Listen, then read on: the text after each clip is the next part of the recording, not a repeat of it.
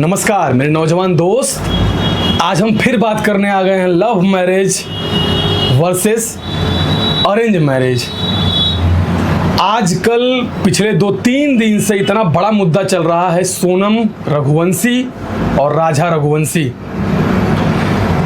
दिल दहल गया इसको सुन करके। लव मैरिज करेंगे, लव मैरिज पे लव हो जाएगा और आप फंस जाएंगे और मारे जाएंगे। अरेंज मैरिज करेंगे, उससे भी बुरा परिणाम। क्या करेंगे? दिमाग काम करना बंद कर दिया है। शादी के नाम से डर लगने लगा है। क्यों? क्योंकि मैं पिछले अपने वीडियो में बता चुका हूं, वो लाइन आप लोगों ने ध्यान दिया होगा तो शायद आपको पता होगा।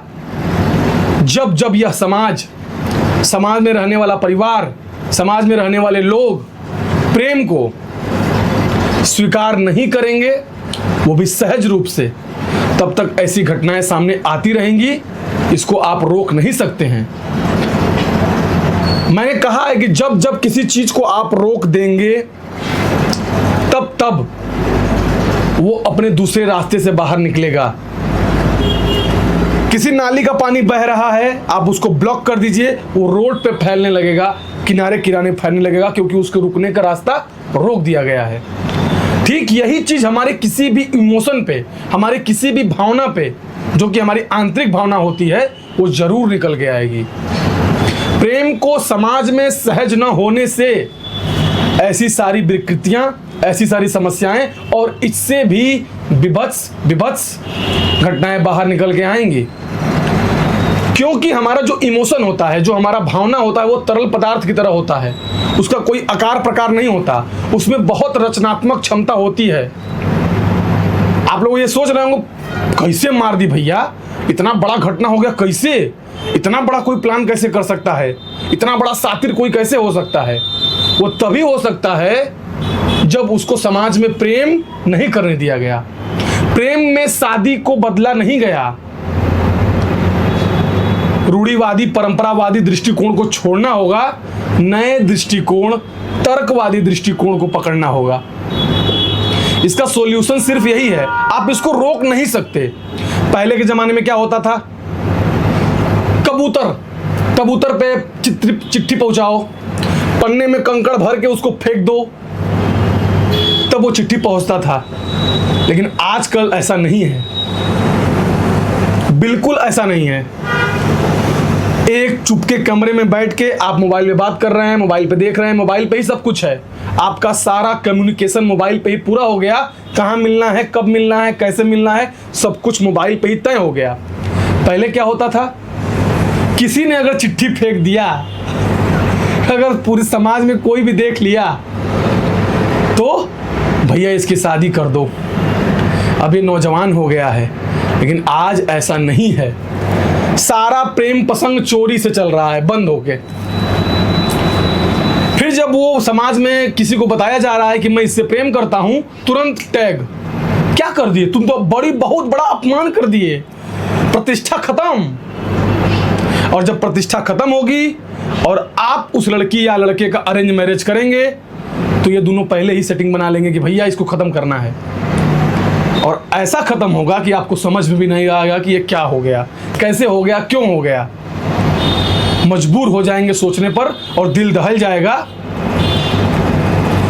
सबसे बड़ा ये होता है, आईपीएस राजेश पांडे सर का एक यूट्यूब पे चैनल है, उसका नाम है किस्सा गोई। उस चैनल को मैं पिछले 3.5 साल से देख रहा हूं डेली। कोई ऐसा दिन नहीं है जिसको मैं उसको ना देखूं। उसमें सबसे बड़ा जो केस निकल के बाहर आया है, जब किसी लड़की की शादी होती है और वो लड़की जब एक्स्ट्रा मटेरियल अफेयर में फंसती है शादी होने के बावजूद भी, और जैसे ही जिससे उसकी शादी हुई रहती है, वो जरा सा भी पता कर लेता है, अपने पति को मरवा डालती है। हर केस में मैंने देखा है, आप भी इसको जरूर देखिएगा। मैं एक बार फिर से नाम बता दे रहा हूं चैनल का, किस्सा गोई, डीआईजी राजेश पांडे सर। मैं बहुत सारा केस देखा उसमें, बहुत सारा केस पिछले 3 साल से देख रहा हूं। जब किसी लड़की का कोई भी आंतरिक प्रसंग पकड़ा जाता है, वो पति को मरवाने का तुरंत प्लान कर देती है। तुरंत मतलब तुरंत। क्योंकि वो जीवन भर सुनना नहीं चाहती कि मैं ऐसे किया था तो उसने देख लिया था, वो सुनना नहीं चाहती। किस प्रकार हमारा समाज कहां बढ़ रहा है? सिर्फ प्रेम के मामले में। प्रेम को समाज में सहज स्वीकृति चाहिए। पूरे घर में बैठ के लोग रो रहे हैं लेकिन कहेंगे नहीं। प्रेम किए हैं, कहने की हिम्मत नहीं है, स्टेटस पर लिखने की हिम्मत नहीं है। और आप लिख देंगे ये भी करता था, तो क्योंकि मैंने चीजों को सहज जीना सीखा है। सहज मतलब सरल, विनम्र।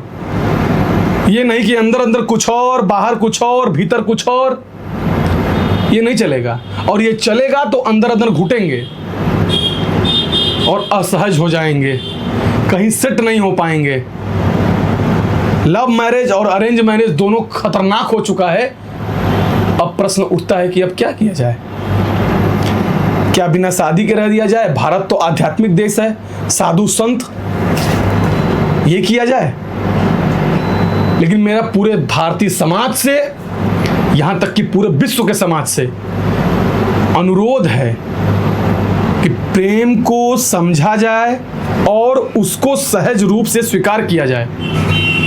और अगर इसको समझना है तो फिर रजनीश ओशो की किताब संभोग से समाधि हमको पढ़नी होगी कि जब जब किसी चीज को रोका जाएगा तब तब वो गलत तरीके से बाहर निकलेगा।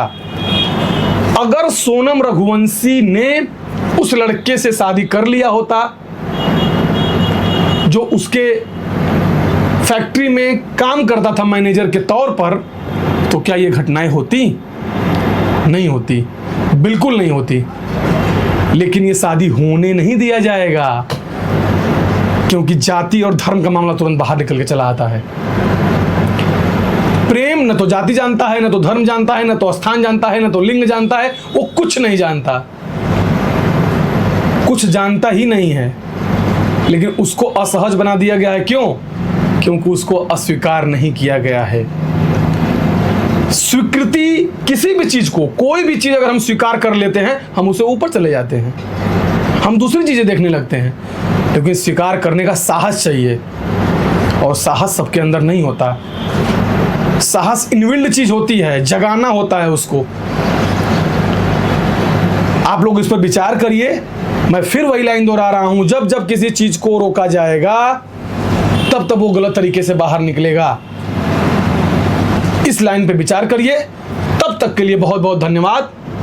हम फिर मिलेंगे इसी चैनल पर, ग्लोबल आंसू। इस चैनल को शेयर करिए, सब्सक्राइब करिए। बहुत बहुत धन्यवाद आपका।